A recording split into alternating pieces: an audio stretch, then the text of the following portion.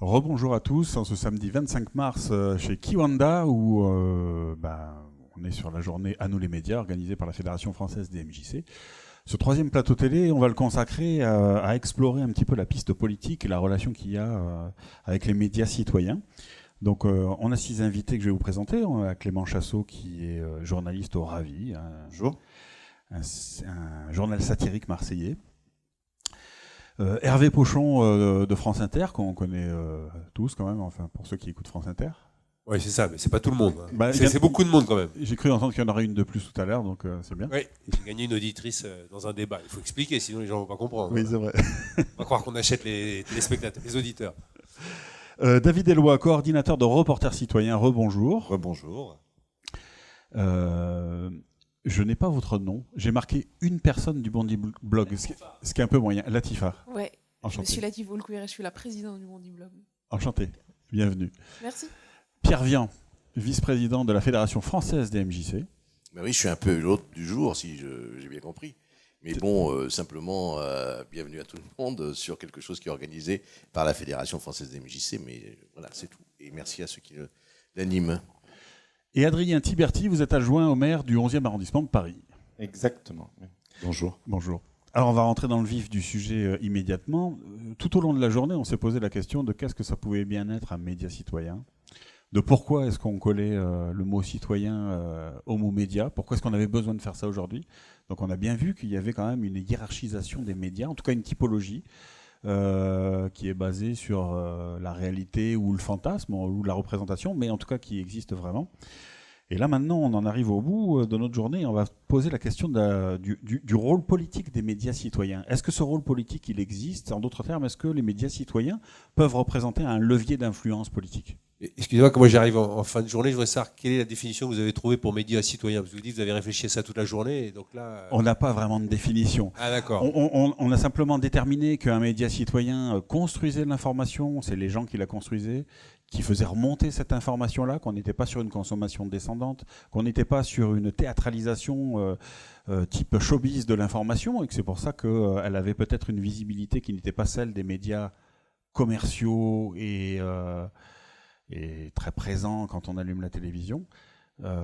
Et puis on a fait le parallèle, mais on en viendra sur la troisième question de notre sujet d'aujourd'hui, sur la citoyenneté et comment ces médias-là participent à faire de nous des citoyens un peu plus éclairés, un peu plus actifs, en tout cas un peu plus autonomes et insérés dans nos sociétés. Mais en l'occurrence, à votre avis, est-ce que les médias citoyens sont un outil politique? Donc moi, je parle pour France Inter, parce que je travaille à France Inter et que c'est le média que je connais le mieux. J'ai osé dire que France Inter était un média citoyen parce qu'il me semble qu'il donne la parole aux citoyens et il s'adresse aux citoyens, ce qui devrait être le propre, à mon avis, de tous les médias. Mais, et alors après, est-ce que les médias citoyens ont un rôle politique? Reste à définir ce que vous entendez par rôle politique. Est-ce que informer, c'est un rôle politique? Moi, je pense.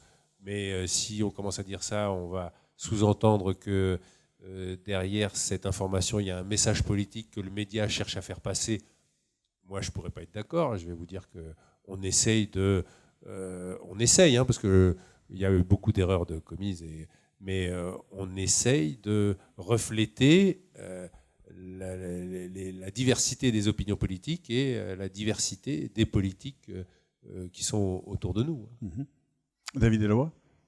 Oui, c'est vrai qu'on n'a pas discuté de la définition de médias citoyens. La définition, c'est toujours compliqué. Mais c'est vrai que l'émergence du concept de l'identité de médias citoyens, après, on pourrait parler de médias alternatifs, de médias pas pareils, peut-être que Clément en parlera tout à l'heure. C'est aussi c'est au regard d'un contexte où il y a une défiance, qu'on peut regretter, mais il y a une défiance vis-à-vis du monde des médias. Et c'est vrai qu'à côté des médias privés et des médias de service public comme France Inter, il y avait le besoin de créer une identité tierce pour des médias qui ne sont ni privés au sens capitalistique du terme, parce que bon, quand on est porté par une association, on est de fait dans le champ privé, ni de services publics comme peuvent l'être les télévisions et les radios de service public. Donc c'est ça qui amène une définition. Alors alternative, c'est compliqué parce qu'alternatif à quoi? Enfin, à la rigueur, on pourrait dire que France Inter est alternative à BFM. Enfin, c'est compliqué ce terme. Ouais, on peut le dire, je crois. On peut le dire, je pense que on ne devrait pas vexer France Inter.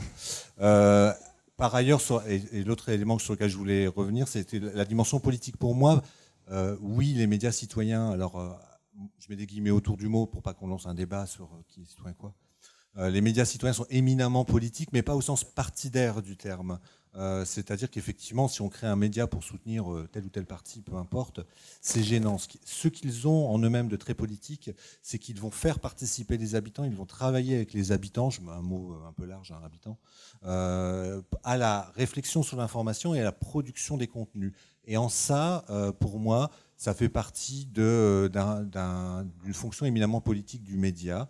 Et oui, là, pour moi, quand moi j'ai travaillé précédemment pour un média qui se qualifiait de citoyen, je me sentais dans un rôle éminemment politique, mais pas partidaire, pour le coup. Après, moi, j'ai ma ligne personnelle, mais ça, c'est un autre débat. Pierre Véran. Oui, moi, je pense que dans Médias citoyens, il y a avant tout la cité citoyen. C'est-à-dire, pour moi, un média citoyen, c'est un média de proximité. Voilà pourquoi des médias qui s'adressent... on parle de France Inter, mais on pourrait aussi, de France Info, des radios de proximité aussi, que sont France Bleu, etc. Des radios qui sont de proximité. Pour moi, elles ont cette vocation de parler aux citoyens. Ce qui est aujourd'hui, je pense, qui met en difficulté les médias, c'est le fait de l'éloignement, de la généralisation des idées. Et là, je pense que les gens, les jeunes d'abord, mais aussi tous les autres, les familles, etc., ont besoin de retrouver une proximité avec ceux qui les informent, ceux qui leur donnent des informations et qui les font réfléchir. Donc pour moi, médias, oui, ok, citoyens, la cité, la politique dans le sens juste du terme, police, la ville, c'est-à-dire là où je vis, on m'informe, je peux contrôler cette information, je peux être là, je peux participer à cette information. Et à partir de là, tout ce qui sert à ça, ça devient pour moi un média citoyen. D'après ce que j'ai entendu moi aujourd'hui, citoyen de la vie de la cité, politique, hein, c'est aussi la vie de la cité au sens étymologique du terme. Moi j'ai entendu des gens qui veulent agir, non pas sur la reprise en possession de leur propre information et de comment ils vont la construire, mais agir aussi sur leur environnement, ce qui est pour moi éminemment politique. Clément. Oui, alors c'est vrai qu'il y a deux dimensions au mot politique, et dans ce débat-là, il y a bien sûr la dimension police. Je vais donner un exemple. Il y a dans un quartier à Marseille qui s'appelle la Rouguère, ils ont créé une petite gazette qui est très bien faite. Toutes les contributions toutes les bonnes volontés ont été mises dans le pot, quoi. Où en fait, ils sont posés la question, ils sont retournés sur leur quartier, l'histoire de leur quartier, ce qu'ils vivent ensemble ou pas, et voilà, ils se sont rencontrés, ils ont parlé, ils ont sorti quelque chose de très bien. Et ça, c'est un rôle éminemment politique. Voilà. Après, il y a l'interpellation politique, et ça, c'est autre chose. C'est que voilà, dans les débats, on va mais ça va pas, ça marche pas. Pourquoi on fait pas un sujet là-dessus, etc. Avec l'idée peut-être que ce soit lu et que ce soit aussi lu par nos élus. Après, est-ce que ça fonctionne? Comment ça fonctionne? Ça, c'est plus compliqué. En tout cas, aller interviewer un élu déjà, lui montrer qu'on existe, qu'on se pose la question, c'est pas mal aussi. Il y a un débat entre l'élu et une partie de la population qui peut-être se rencontre pas tous les jours, et pas comme ça en tout cas. Et ça, c'est intéressant. Après, est-ce que les effets sont là? C'est très difficile à dire, et moi je trouve que non, pas assez bien sûr. Et après, j'ouvre là-dessus, on pourra peut-être en parler, mais il y a aussi quels moyens on donne à ces gens-là pour s'exprimer, et comment on finance des actions comme ça de citoyenneté. Alors nous, on parle aujourd'hui de médias, il y a plein de façons d'exprimer cette citoyenneté. Mais voilà, comment on aide les gens, comment on prend leur parole autrement que 2 mois avant les élections, quoi. Adrien Thiberti. Justement, en fait, pour les élus, c'est très très important de savoir ce que pensent les gens. Et c'est une recherche permanente, parce que bien sûr, à la fin, il y a les élections, mais pendant toute la durée du mandat, pour garder le contact avec la population, avoir les moyens de savoir ce qui se passe dans la tête des gens, c'est très important. Et du coup, des médias citoyens, c'est une nécessité en réalité, parce qu'il faut évidemment une autonomie des citoyens par rapport à leurs élus, et un dialogue permanent. Et un média, ça permet une organisation des gens, un certain nombre de gens qui se retrouvent autour du média, et ça leur permet de construire une parole politique et de peser. Parce qu'évidemment, les élus sont, en tout cas les élus municipaux, je parle pour ce que je connais, on est sans cesse en train d'arbitrer entre des intérêts divergents, essayer de trouver quel est l'intérêt général, ou à défaut, quel est l'intérêt du plus grand nombre. Donc des gens qui, face aux élus, s'organisent pour construire une parole citoyenne, c'est, en tout cas de mon point de vue, évidemment, toujours très très intéressant. Et c'est une nécessité pour faire avancer la ville en harmonie, enfin, avec le plus de gens possible impliqués qui se retrouvent sur des projets qui correspondent à leurs besoins. Latifa du Bondi Blog. Parce que moi j'entends ce qui vient d'être dit, pourtant, si je fais un constat qui est récurrent quand même, les médias citoyens n'existent pas depuis hier matin. Il y a des démarches qui existent depuis très très longtemps. Et les gens qui en sont les acteurs déplorent tout le temps la même chose. C'est-à-dire, il y a une qualité d'écoute du message qui est proposé, qui est tout à fait relative dans certains cas, ou en tout cas, le lien qu'il peut y avoir entre l'information qui est construite, qui est remontée, et sa mise en œuvre pratique, sa prise en compte par les élus dont vous êtes, c'est pas quelque chose qui est très très visible. Vous en pensez quoi ? Déjà, juste sur le sujet d'avant concernant l'engagement, qui me parle d'autant plus que je ne suis pas journaliste, et ma venue au Bondi Blog et le fait que je m'y implique depuis quelques années, c'est juste parce que j'avais envie de faire des choses. J'avais pas envie d'être dans un parti. J'aime beaucoup la politique, mais j'avais pas envie d'être dans un parti. La logique partisane ne me convenait pas. J'avais pas envie de. Ce que je voyais à la télé m'agaçait, ce que je lisais parfois m'agaçait aussi. Et je ne pouvais pas rester chez moi et ne rien faire, en fait, parce qu'on ne peut pas continuellement se plaindre et ne rien faire et ne pas passer à l'action. Et donc, de ce point de vue-là, pour moi, c'est faire de la politique. C'est faire de la politique parce que c'est s'engager. Et j'ai décidé de m'engager parce que je décide d'écrire des choses et parfois d'écrire mes points de vue, avec lesquels plein de gens ne seront pas d'accord, mais que je signe de mon nom et que je publie sur le Bondi Blog. Donc, de ce point de vue-là, il y a cet aspect engagement. Enfin, moi, je perçois aujourd'hui, quand j'écris un article, je perçois ça comme un engagement au-delà du plaisir que j'ai à l'écrire. Après, sur le manque de visibilité, je ne sais pas exactement de quoi il s'agit, parce que au Bondi Blog, c'est un peu particulier, parce qu'effectivement, c'est un média de proximité, mais avec cette vocation à vouloir raconter les quartiers, avec des difficultés qu'on retrouve en banlieue, mais qu'on retrouve ailleurs. Moi, j'ai grandi dans un milieu rural, donc je sais que les difficultés qu'on retrouve dans les quartiers, j'en retrouve d'autres. J'ai été confrontée à d'autres difficultés quand j'étais plus jeune, quand on parle d'isolement, etc. Donc je ne sais pas si quand on parle de manque de visibilité, je ne sais pas tellement. C'est vrai parfois, peut-être que parfois la difficulté des médias comme ça citoyens, c'est de s'adresser à son cœur de cible, finalement, et c'est paradoxal. Et justement, je veux savoir, le Bondi Blog est quand même assez connu dans les médias citoyens, si je puis dire. Combien vous touchez de personnes? Est-ce que vous le savez aujourd'hui? J'ai pas le nombre en tête de visiteurs uniques sur le site, qui est assez important et qui augmente ces derniers temps, mais nos principaux lecteurs sont à Paris. Les principaux lecteurs du Bondi Blog. Comment ? Vous avez pendant un moment tenu une émission télé qui était assez regardée. Oui, on avait une émission télé sur LCP et France O. Après, effectivement, j'ai pas les chiffres en tête, mais qui sont... je voudrais pas dire de bêtises, mais c'est vrai qu'ils sont assez importants pour un média citoyen. Je pense qu'ils sont un peu... Après, le Bondi Blog, effectivement, bénéficie de par son histoire, de par le nombre d'années qu'il existe, et aussi autour des quartiers, et qu'il y avait un réel manque en 2005 quand ça a été créé. Il y avait une autre manière de faire du journalisme aussi en 2005 par rapport au quartier, qui est différente aujourd'hui et qui a évolué dans les médias traditionnels. Et le Bondi Blog a apporté ça aussi. Donc c'est vrai que parmi les médias citoyens, il est à part, mais parce que aussi son histoire l'est, et voilà. Mais c'est vrai que notre visibilité est assez importante là-dessus. Juste là-dessus, il faut aussi relativiser le besoin de visibilité. Un média citoyen peut avoir un rôle local, il n'a pas vocation à être connu au-delà de son quartier. Bien sûr, il peut grandir, etc. Mais il faut aussi remettre les choses à leurs échelles. Par contre, moi, ce que je trouve un peu dommage, c'est quand les médias citoyens sont instrumentalisés par les politiques. Et ça arrive souvent. Après, là, c'est un exemple. On a eu le ministre qui est venu à la Croix des Oiseaux faire une visite. C'est exact. Donc, le ministre des Sports, mais aussi de la vie associative. Patrick Caner, Patrick Caner, ouais. Quelqu'un de très gentil, assez empathique, etc. Il est venu. Ça a duré 2 minutes pour notre projet de journal, etc. Voilà, on n'a pas eu le temps de dire autre chose que oui, on veut montrer qu'il se passe des choses bien dans notre quartier. voilà, donc il se base là-dessus. Oui, ouais, regardez, on va aider les centres sociaux à faire ça. Mais on veut aussi dire que il y a des choses qui se passent pas bien aussi. Et on est là pour en parler. Et peut-être qu'il faut faire quelque chose. Mais on n'a pas eu le temps vraiment de le faire.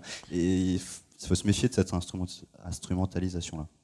Justement, moi, en tant que directeur d'une AMJC et centre social, on est dans un quartier qu'on a qualifié de prioritaire de la politique de la ville sur la ville d'Avignon, avec toutes les problématiques que ça sous-entend. Qu'est-ce que je réponds, moi, à la personne qui vient me voir, à qui on propose de se joindre à nous dans ces processus de médias citoyens, et qui me dit « ça sert à rien, on sera quand même pas entendu, et de toute façon, ça ne changera pas notre quotidien ».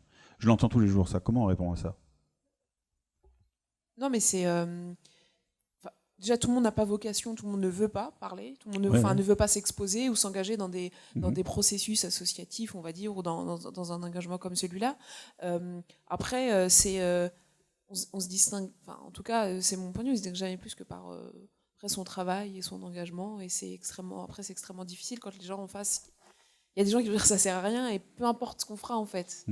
Pour eux, ça servira toujours à rien, et ce sera pas possible. Après, on a d'autres personnes qui sont peut-être plus faciles à convaincre par le travail qu'on livre une fois qu'ils liront. Enfin, c'est déjà une victoire quand on dit à quelqu'un, si on va quelque part, quelqu'un qui connaît pas le Mondiblog, qu'il y va et qu'après il envoie un message en disant je suis allé voir sur votre site, je suis content, j'ai lu, je connaissais pas, j'ai lu des choses que j'aurais aimé lire, et je lis des choses que j'aime lire, et déjà on change, et peut-être qu'on a un petit peu fait avancer les choses.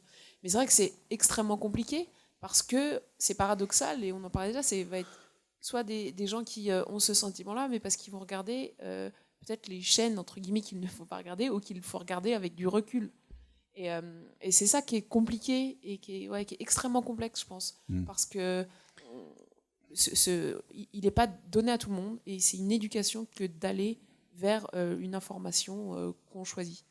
Pour répondre à votre question, donc les gens viennent vous voir et disent de toute façon ça sert à rien de participer à votre média ou à votre atelier. Pas tous, mais on l'a entendu très souvent. Moi je dirais essaye et puis tu verras bien, tu vas voir s'il se passe rien.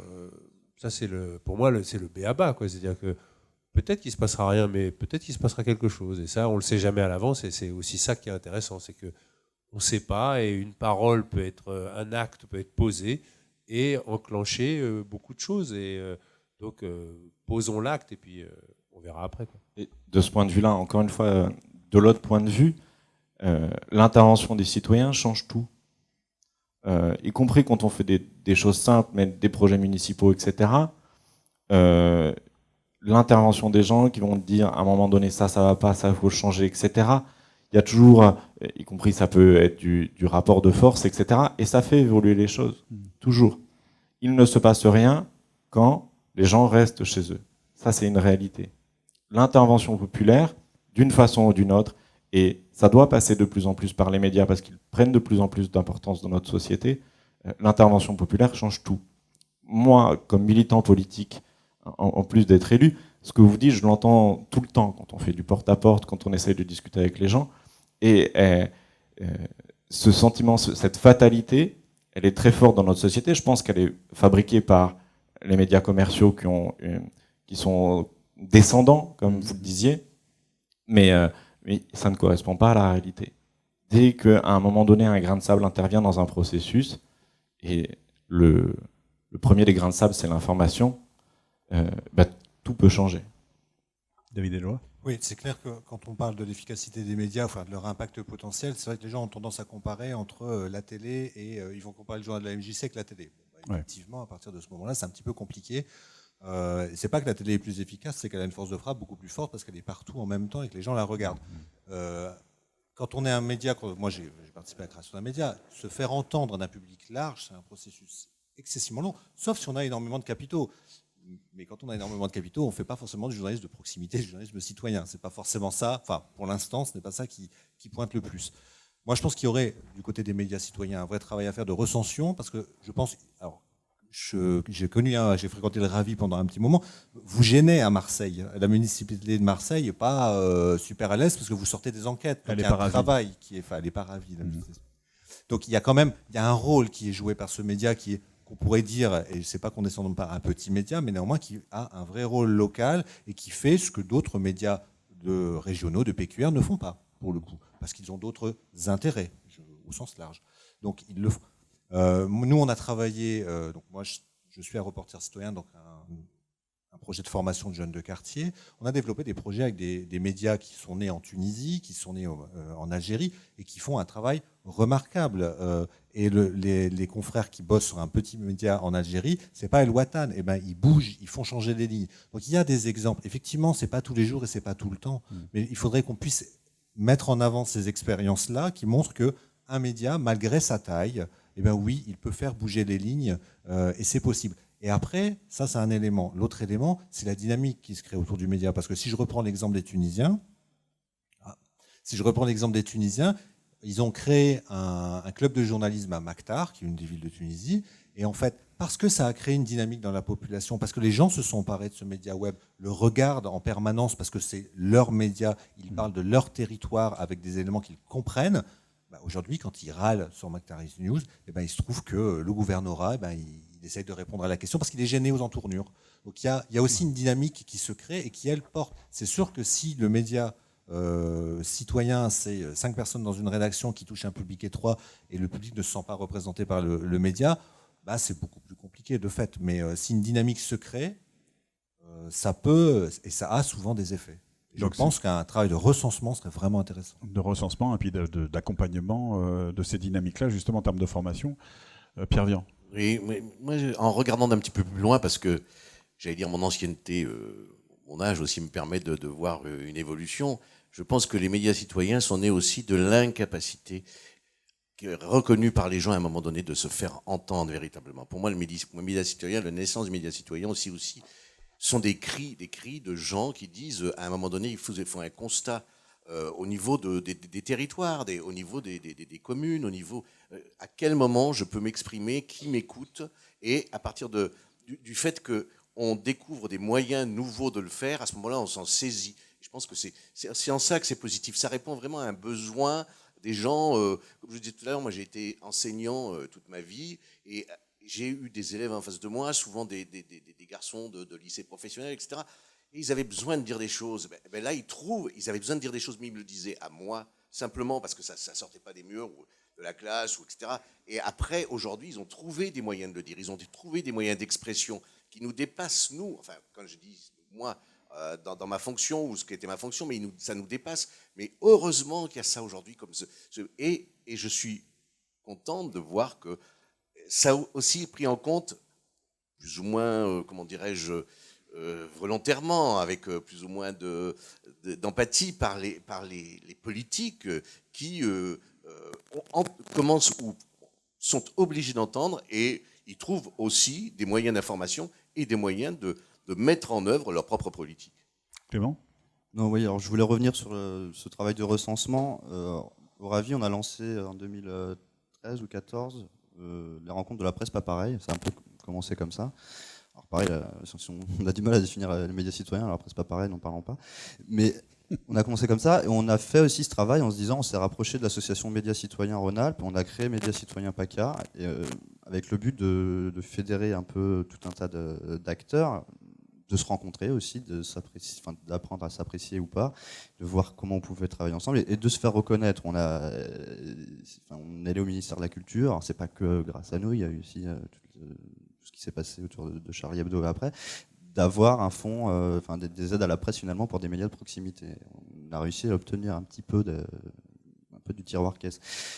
Mais il y a ce besoin de recensement, et plus de recensement, de faire corps un petit peu ensemble pour défendre des intérêts communs. Et je voulais aussi revenir en fait sur cette question de médias citoyens, de ce dont on parle par rapport à l'influence du pouvoir politique, ça pose l'indépendance des médias tout court. Et pour le coup, c'est une longue question et personne n'a de vraie réponse, mais pour le coup, les médias citoyens comme ça, de MJC, etc., la question de l'indépendance, elle se pose presque pas, parce qu'il n'y a aucune visée commerciale, et il y a juste une envie d'aller s'exprimer, quoi. Et ça, c'est quelque chose de très frais, en fait. C'est super frais, et pour des journalistes aussi classiques, c'est super agréable de monter des projets comme ça. Alors moi, je vais témoigner un petit peu du contraire quand même, parce que les mamans du quartier qu'on a accompagnées, qu'on a formées avec toi d'ailleurs à créer leur propre journal, on voit dans ce processus de formation à la citoyenneté qu'elles s'emparent de ce pouvoir-là et qu'elle mature et qu'il se construit petit à petit, et qu'au bout d'un moment, leurs paroles, elles arrivent à la construire en espérant qu'elles soient écoutées. Il se trouve que moi, en tant que directeur de la structure et premier partenaire négociant avec mes partenaires institutionnels, tant que c'était perçu par mes interlocuteurs comme étant un atelier vidéo supplémentaire ou un atelier d'écriture, tout allait bien. Dès qu'on a commencé à parler de choses qui ne vont pas bien, on m'a qualifié, je vous le dis pour information, on m'a qualifié de meilleur metteur en scène du Festival d'Avignon. Sous-entendu, j'ai écrit le script des paroles des gens qui sont venus s'exprimer. Donc c'est une vraie contrainte aussi que nos mamans ne vivent peut-être pas directement, mais que moi je vis directement par rapport à ça. Quelqu'un veut le mot de la fin ? Pas le mot de la fin, j'aurais pas cette prétention-là, mais est-ce qu'il y a des enjeux de subvention par rapport à votre maison des jeunes parce que vous avez une activité un peu trop politique ? Bien évidemment. Bien évidemment. David ? Moi, j'ai envie de dire bravo, parce que ça veut dire que votre média de MJC, il a commencé par être un média juste d'expression de citoyens, et c'est devenu un vrai média journalistique, puisqu'il arrive à amener des sujets qui dérangent certains intérêts. Peu importe à qui sont les intérêts, mais ils dérangent. Donc c'est que vous avez franchi un cap, et en ça, je trouve ça, c'est une réussite que vous soyez embêté par la municipalité. Je suis désolé pour vous, mais je trouve que c'est une belle réussite. Ça veut dire que vous avancez dans le bon sens.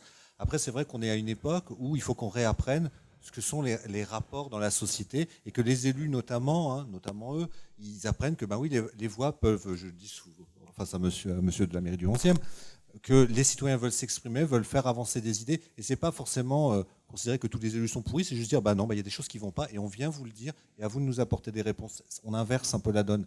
Ça c'est de la culture politique à réapprendre. Le bruit que vous entendez, c'est les piles du micro qui sont faibles, donc voilà, c'est le signal de la fin de l'émission. Ça y est, c'est pas mal. Je vous laisse le mot de la fin, si vous voulez, pour clôturer. Non, juste pour dire que j'étais totalement d'accord. De toute manière, on vit dans une société avec des intérêts divergents, il y a des rapports de force très très importants, et il ne faut pas les fuir. Voilà. Et chacun a dans sa fonction, mais dans un dialogue permanent qui n'est possible que parce qu'à un moment des citoyens s'organisent via des médias ou via des partis politiques, parce que c'est pas mal les partis politiques, ça permet une organisation, c'est une forme comme une autre d'organisation des citoyens, ça permet de faire avancer la société, voilà, et d'éviter les tours d'ivoire des uns et des autres. Très bien. Je vous remercie à tous d'avoir accepté cette invitation pour le plateau, et je vous dis à bientôt pour une autre émission.